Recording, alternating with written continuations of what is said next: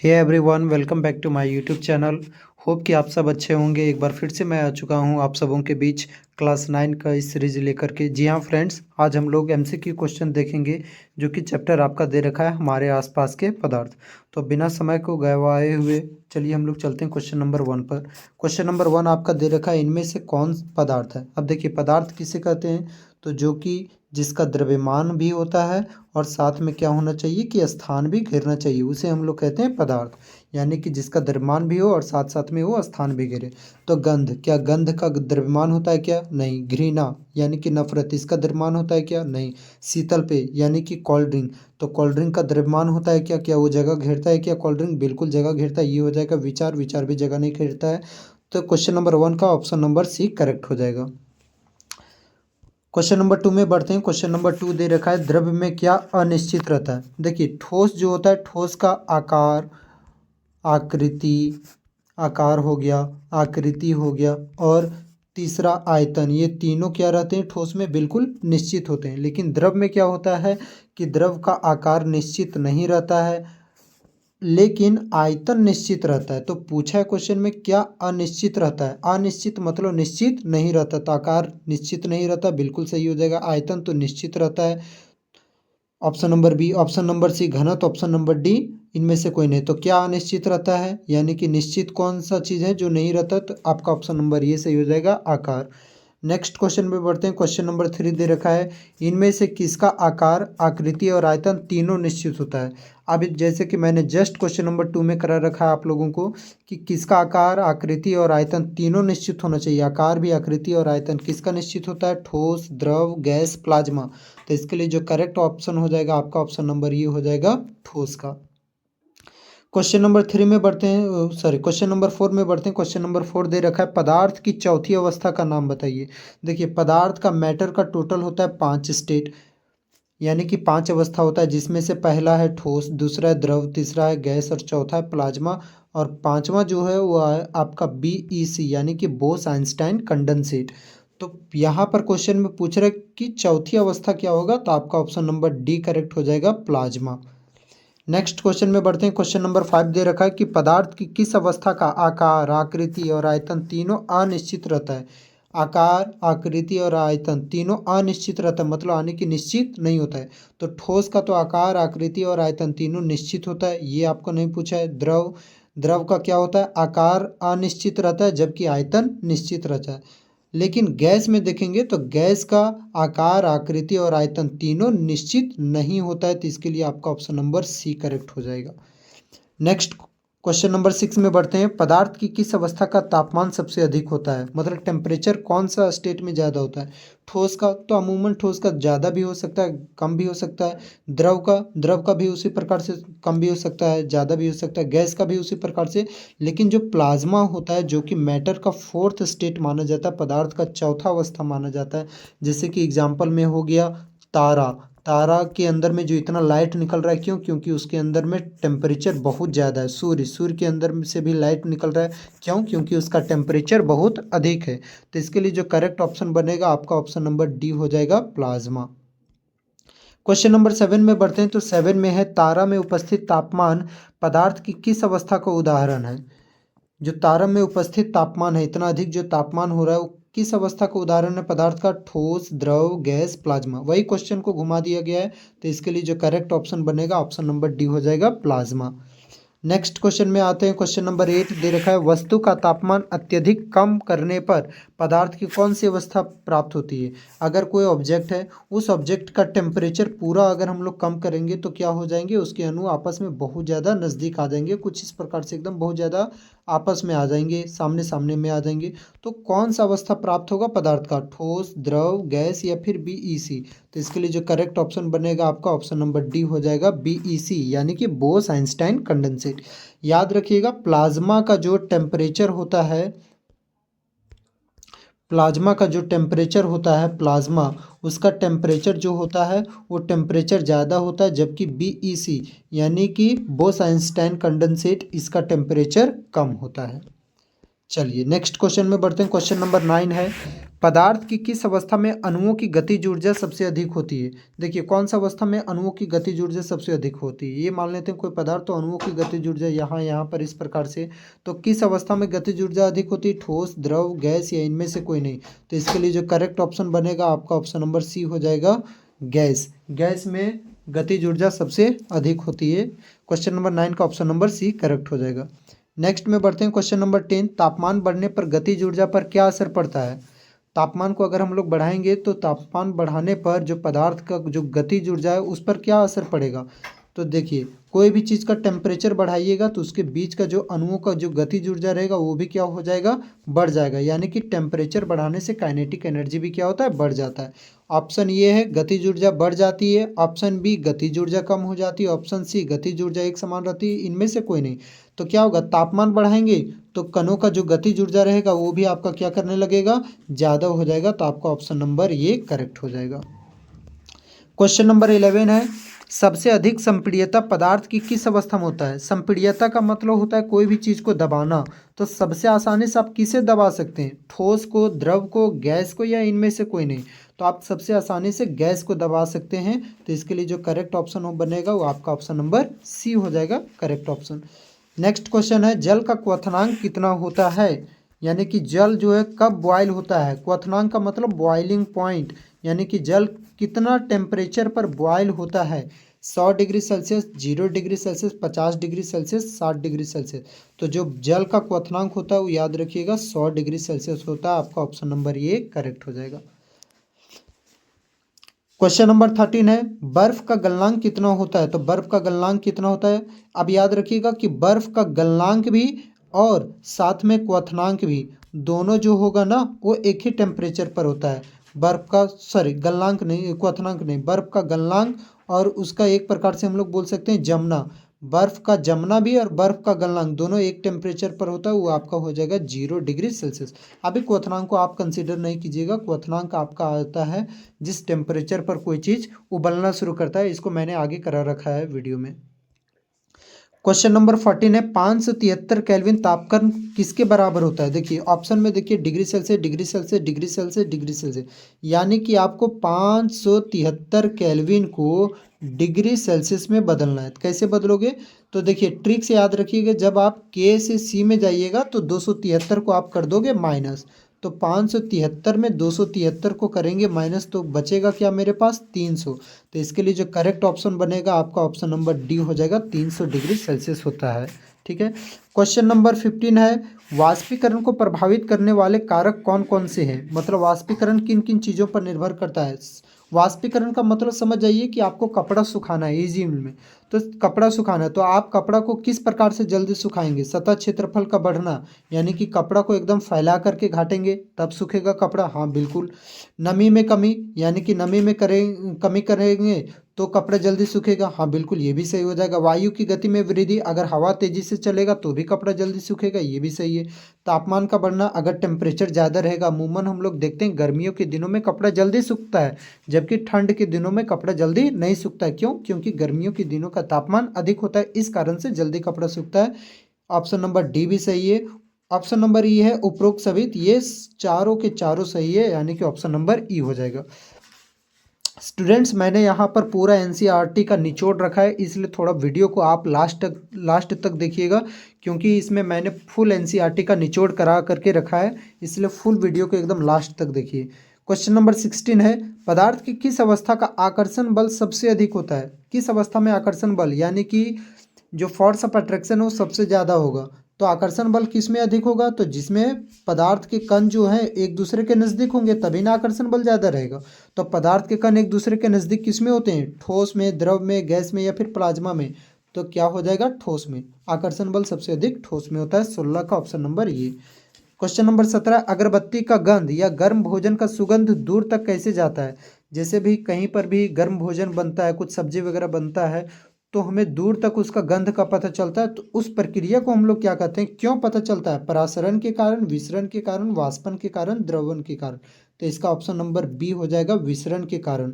पदार्थ के कणों का स्वतः मिलना विसरण कहलाता है, और यही कारण से अगरबत्ती भी जलाते हैं, चाहे कुछ भी कोई गंध आता है, इस कारण से आता है क्योंकि वहां पर विसरण की प्रक्रिया हो रही होती है। क्वेश्चन नंबर 18 है, 25 डिग्री सेल्सियस पर जल की भौतिक अवस्था क्या होती है? अगर 25 डिग्री सेल्सियस है तो उस टाइम जल की भौतिक अवस्था, 25 डिग्री सेल्सियस एक आपका हो गया सामान्य से कमरे का तापमान। तो अगर आप अपने कमरे में जल रखेंगे तो कौन सा अवस्था में हो जाएगा जल? ठोस अवस्था में रहेगा, या फिर द्रव में, या फिर गैस में, या फिर प्लाज्मा में? अब देखिए, जल को अगर हम लोग घर में ही रखते हैं, रूम में, कमरे में रखते हैं, तो वो जल वही अवस्था में रहता है, द्रव अवस्था में ही रहता है। यानी कि ऑप्शन नंबर बी इसका करेक्ट हो जाएगा, 18 का option number B. Question number 19 पर आते हैं। क्वेश्चन नंबर 19 है, 250 डिग्री सेल्सियस पर जल की भौतिक अवस्था क्या होती है?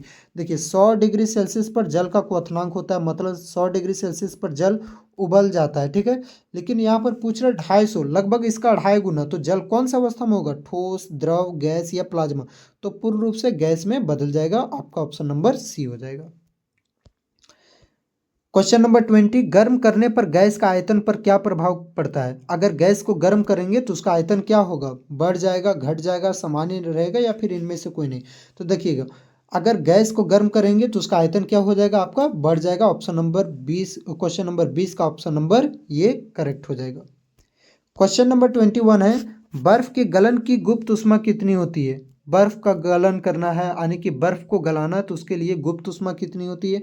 तो याद रखिएगा, 3.34 इंटू 10⁵ जूल पर केजी होता है। अब यहाँ पर तो ये ऑप्शन नहीं दे रखा है, तो यहाँ पर उसके नज़दीक में क्या दे रखा है? 335 किलो जूल। देखिए, यहाँ पर किलो जूल में है, जबकि यहाँ पर जूल पर केजी में है। तो इसके लिए जो आपका करेक्ट ऑप्शन बन जाएगा यहाँ पर 335 kilo joule per KG, option number B correct हो जाएगा।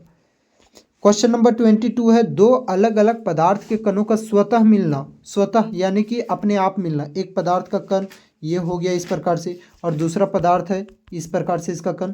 तो इसका कण यहाँ पर आया, इसका कण यहाँ पर आया, तो दो अलग अलग पदार्थों के कणों का अपने आप मिल जाना क्या कहलाता है? परासरण, विसरण, उष्णता, या फिर गलनांक? तो इसके लिए ऑप्शन नंबर बी करेक्ट हो जाएगा, विसरण कहलाता है। क्वेश्चन नंबर 23 है, ठोस अवस्था से द्रव अवस्था में बदलने की प्रक्रिया क्या कहलाती है? देखिए, अगर कोई वस्तु ठोस अवस्था में है तो उसको अगर हम लोग गर्म करते हैं, एग्जाम्पल में लेते हैं बर्फ, बर्फ को गर्म कीजिएगा तो किस में बदल जाएगा? पानी में, यानी कि द्रव अवस्था में हो जाएगा। तो उस प्रक्रिया को क्या कहते हैं? संगलन, संघनन, वाष्पन, निक्षेपण? तो इसके लिए जो करेक्ट ऑप्शन बनेगा आपका ऑप्शन नंबर ये हो जाएगा, संगलन। क्वेश्चन नंबर 24 है, द्रव अवस्था से ठोस अवस्था में बदलने की प्रक्रिया क्या कहलाती है? अब द्रव अवस्था से ठोस अवस्था है, द्रव से कौन सा अवस्था है? ठोस, यानी कि पानी है, तो पानी को ठंडा करेंगे तो क्या बनेगा? वो बर्फ। तो पानी कौन अवस्था हो गया? द्रव। बर्फ कौन सा हो गया? ठोस। तो पानी को जब हम लोग बर्फ में बदलें तो उस प्रक्रिया का नाम क्या होगा? संगलन, संघनन, वाष्पीकरण, जमना। तो इसके लिए क्या हो जाएगा? वो पानी तो जम गया ना, ऑप्शन नंबर डी हो जाएगा, जमना। क्वेश्चन नंबर 25 है, गैस अवस्था से द्रव अवस्था में बदलने की प्रक्रिया।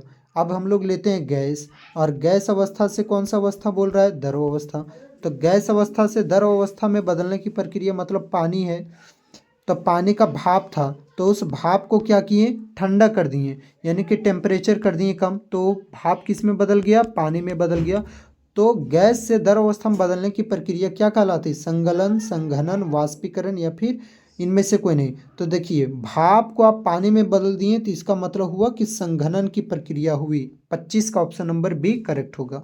संगलन में ठोस से द्रव, संघनन में गैस से द्रव, और वाष्पीकरण में क्या होता है कि द्रव से गैस अवस्था में बदला जाता है, जो कि आपका 26 में मैंने दे रखा भी है। क्वेश्चन नंबर 26 बोल रहा है, द्रव अवस्था से गैस अवस्था में बदलने की प्रक्रिया क्या कहलाती है? जैसे कि पानी है, पानी को गर्म करेंगे तो किस में बदल जाएगा? वो भाप में बदल जाएगा।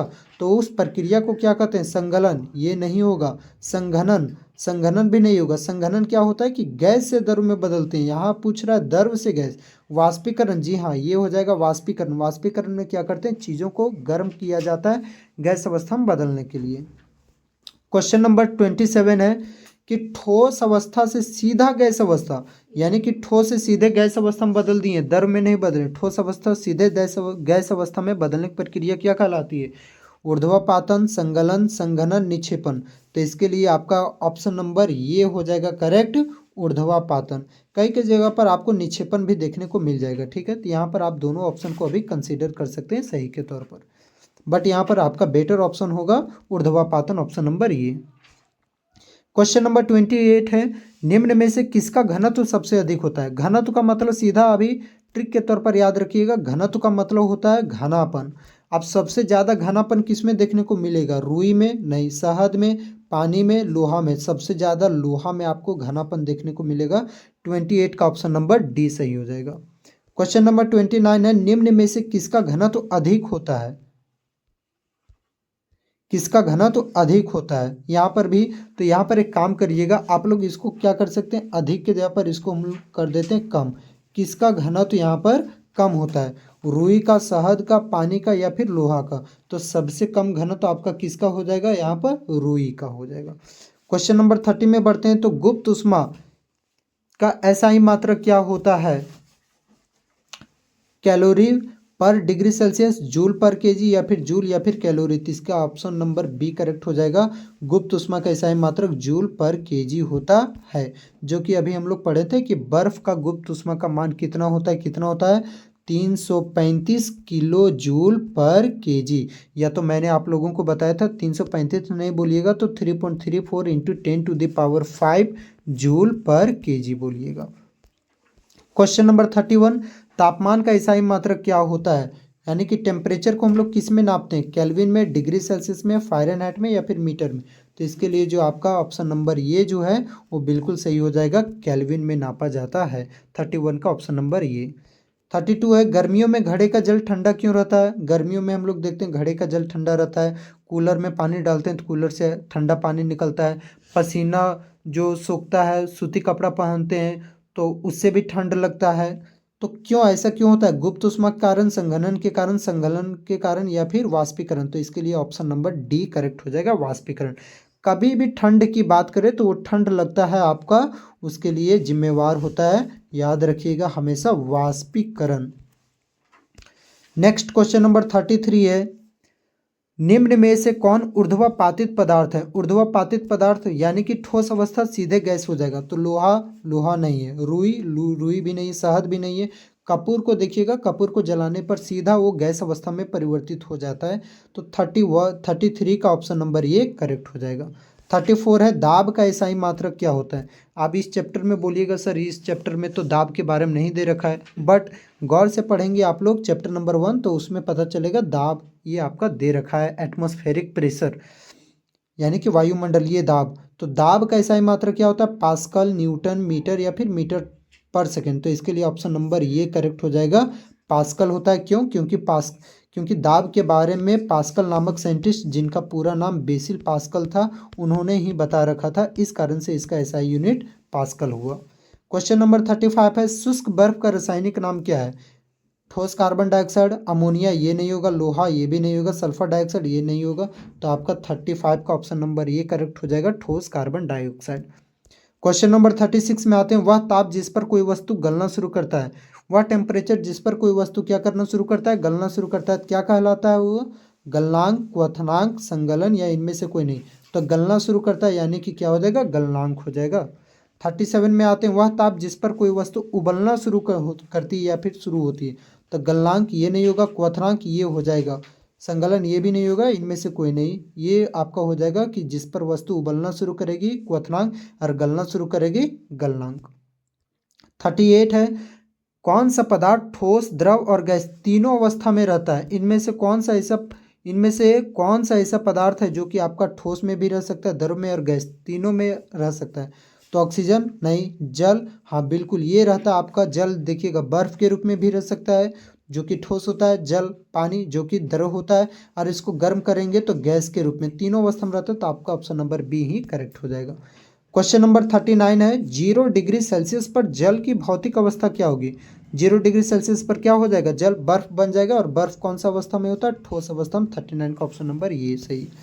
40 में है, पानी में चीनी मिलाते हैं तो यह पानी में मिल जाता है, घुल जाता है। इससे पदार्थ का कौन सा गुण आपको प्रदर्शित होता है? पदार्थ के कणों के बीच रिक्त स्थान होता है, पदार्थ के कण गतिशील होते हैं, पदार्थ के कण एक दूसरे का आकर्षित करते हैं, उपरोक्त सभी। तो इसमें से देखिए इसका जो मेन आंसर होगा आपका ऑप्शन नंबर ये करेक्ट हो जाएगा। पदार्थ के कण के बीच क्या होता है? रिक्त स्थान होते हैं। होप आप सब अच्छे होंगे और एंजॉय किए होंगे इस वीडियो को। मिलते हैं अब हम लोग नेक्स्ट सेशन में, तब तक के लिए आप अपना ख्याल रखिए। Thank you, bye bye, take care.